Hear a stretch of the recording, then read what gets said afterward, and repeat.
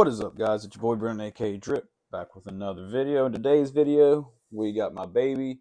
We got Tearlaments. Since I haven't been able to really talk to you guys, since I've had microphone issues for the past several months, a lot has happened. I've went to regionals. I took this deck to regionals, performed pretty well. Granted, this list is fairly different from what I took there because it was a brand spanking new format, not even like several days new format when I went. So it was very early stages without a Rice Heart. Felt good to be able to play this deck again. I only lost one game, no, two games that I didn't get shifted, if that makes sense.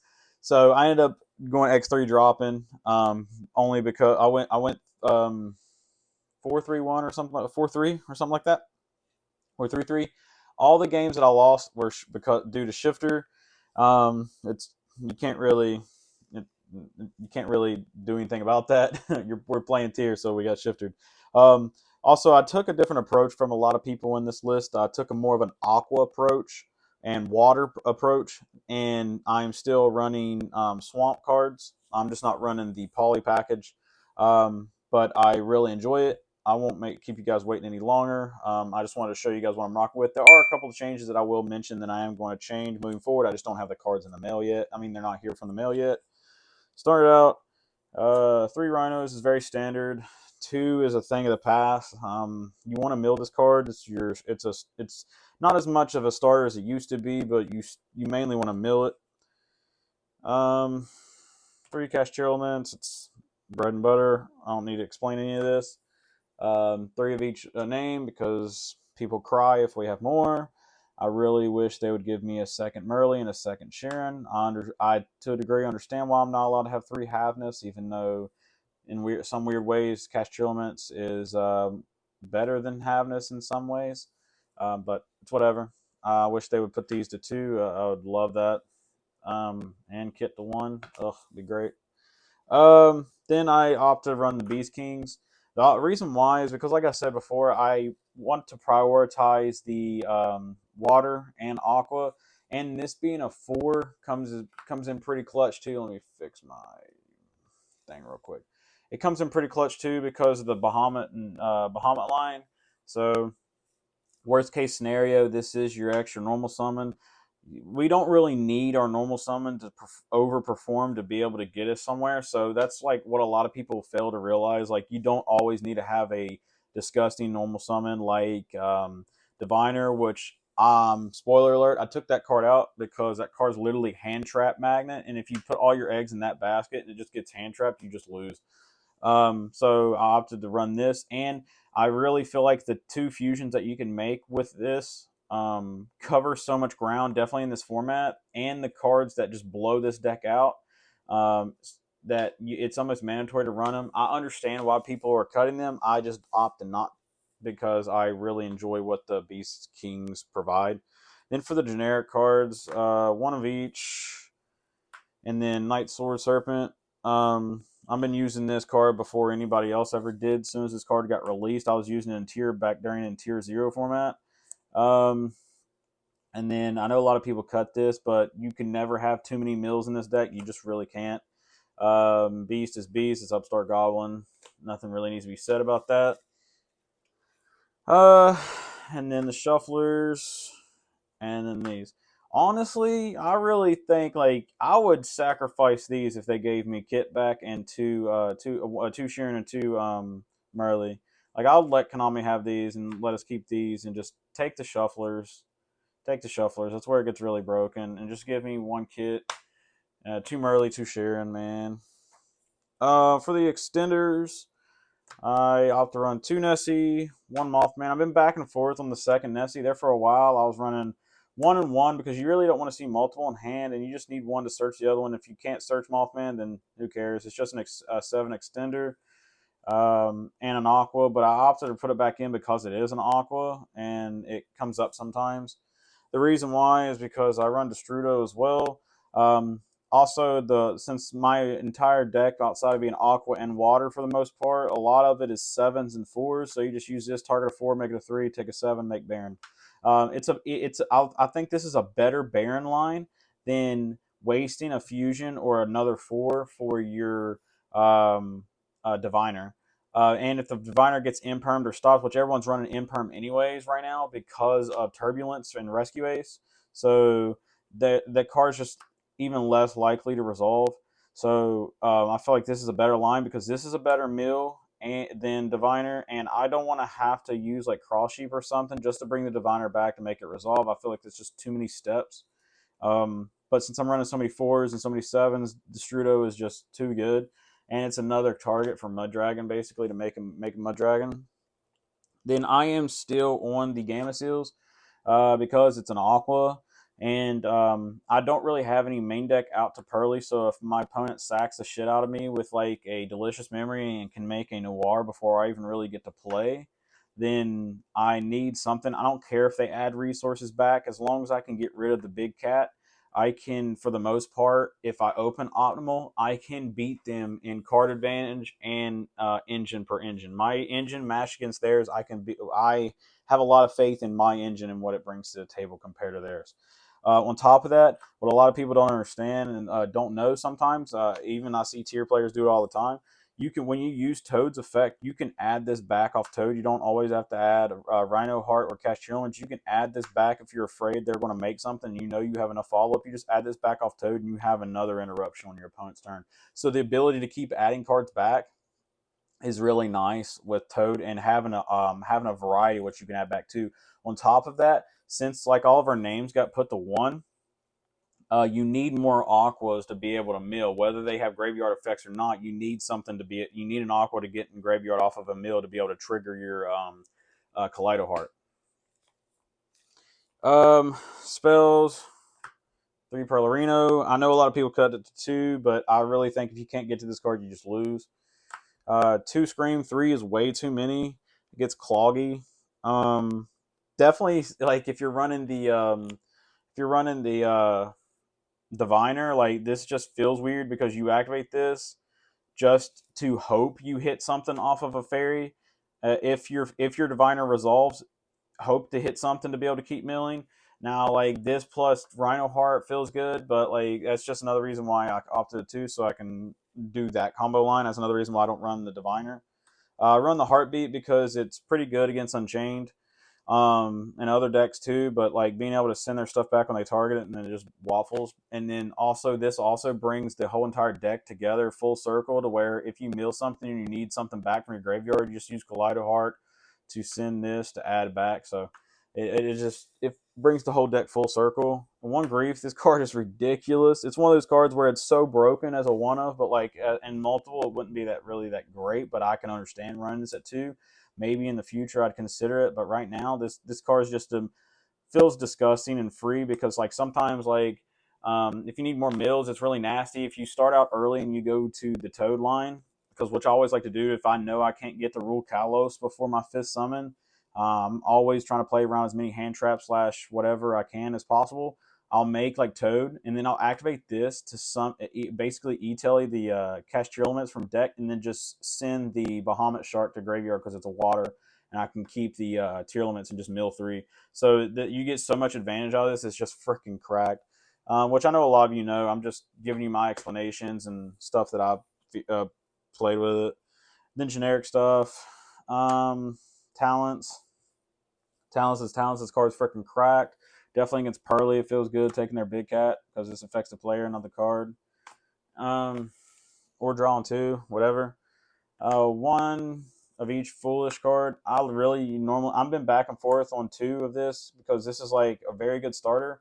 I know you don't really want to see multiple of this, but this helping you play around Droll just feels good because you just activate this. You send the Solic to add whatever you need just to play around Droll, because once you get that first initial add, if your hand is optimal, all you need to do there is just that one add, and you just start milling. You don't care about Droll. So 1 of each burial. 1 sack by because it's sack by. It feels good. And then 3 traps, 2 Solic, and 1 Trivia Karma. I don't like Meta Noise. Book of Moon is not as impactful anymore. And on top of that, the add back is just kind of stupid because you can base all the good cards that you're going to add back. You can just add back off Toad anyways. So it just it doesn't feel impactful enough to me personally. Then for the extra deck is where things are kind of probably changed a little bit. Little Knight, one Dark. Dark is just so freaking busted. And I really like this card. I really like Barricade. A lot of people don't run it or they've cut it. I understand why, but I, at the same time, want to be able to get rid of this fucking card out of my hand. This card is stupid, and I hate drawing it, and it gets the Millows out of your hand. And then a lot of people sleep on his secondary effect, too. The ability to add back a continuous spell or a field spell. So if you mill all your Perlerinos, you don't have to shuffle them back to add them back and waste a shuffler. You can just add it back during end phase. And its third effect to be able to protect your face-up spells is just really nice. So protect your Perlerino from being popped or your Scream from being popped by your opponent's card effects. So this card's kind of nice. I really like the utility it provides, and yeah, I just do. I'm going to end up adding. It's just not here in the mail yet. I sold my old copy and I had to rebuy it for damn, what the hell is that card called? Right here, I just had to look it up real quick. Sprint. I'm going to be adding Sprint back in here mainly because it's just too free to be able to send your Merly from deck, and I'm sick and tired of losing in time. I'm so beyond sick, so I'm adding the Scattershot package back in the side deck. I'm beyond sick of losing the stupid stuff.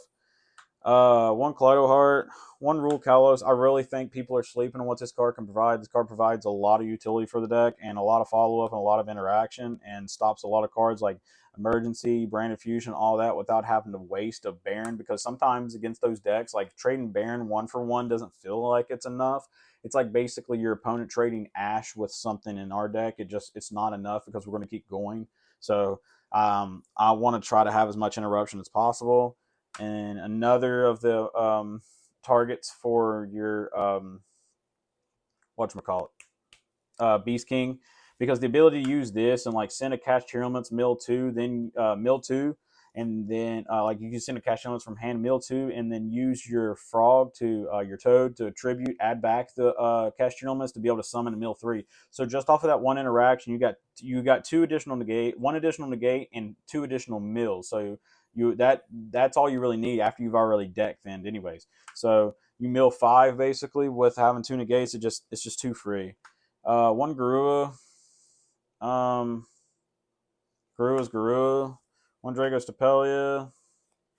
One King of the Swamp. And this is what I'm cutting for Sprint.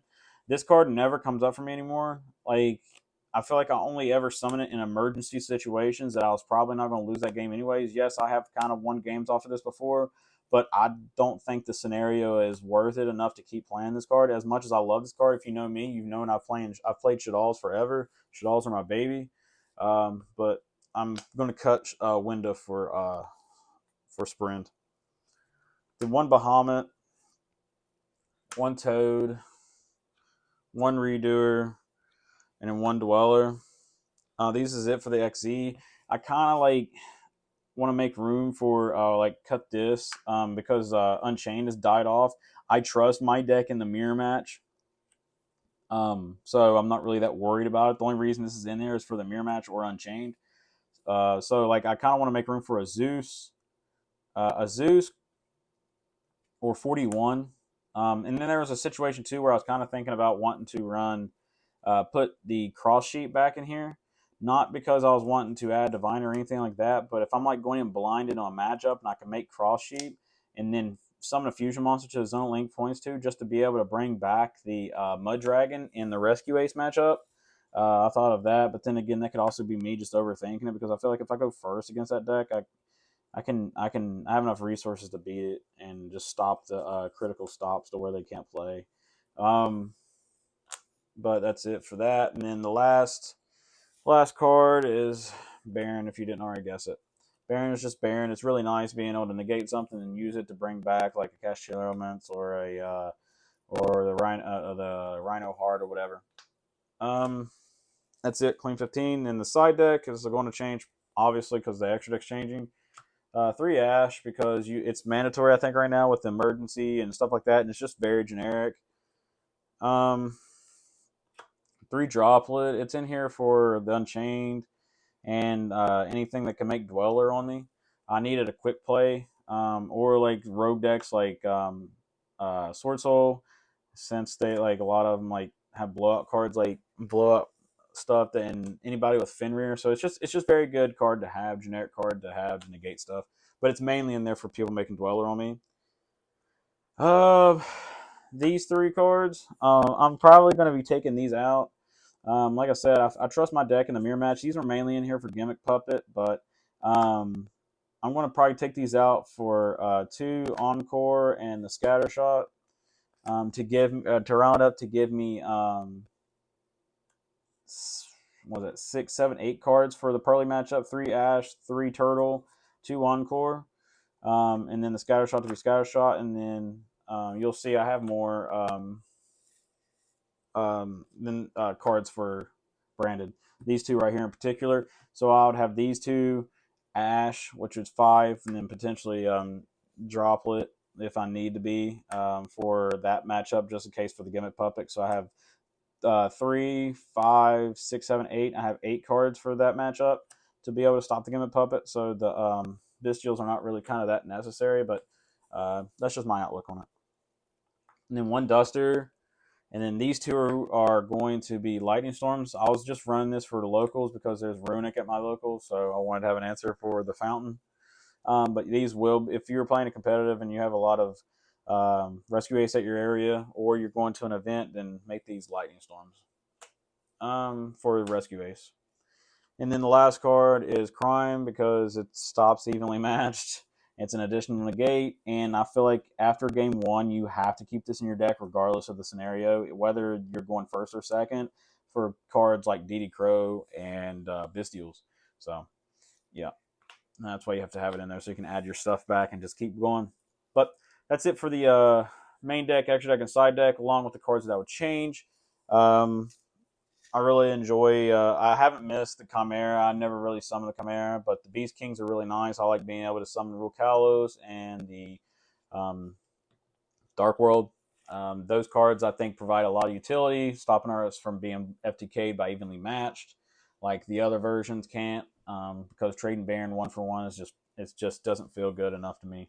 Because then the rest of your engine can't really do nothing unless they just play into it hard and at the wrong time. But with that being said, guys, I hope you enjoyed the list. I hope you enjoyed the videos. Don't forget to please hit the like button, subscribe if you haven't already, bell notifications so you never miss an upload, and check out the description for all the ways to support me, Patreon, Discord, all that's going to be down below. And be on the lookout for upcoming videos. I'm going to have upcoming videos for updated lists for previous decks that I've done in the past. So for new format, new sets, new format, new list, why not?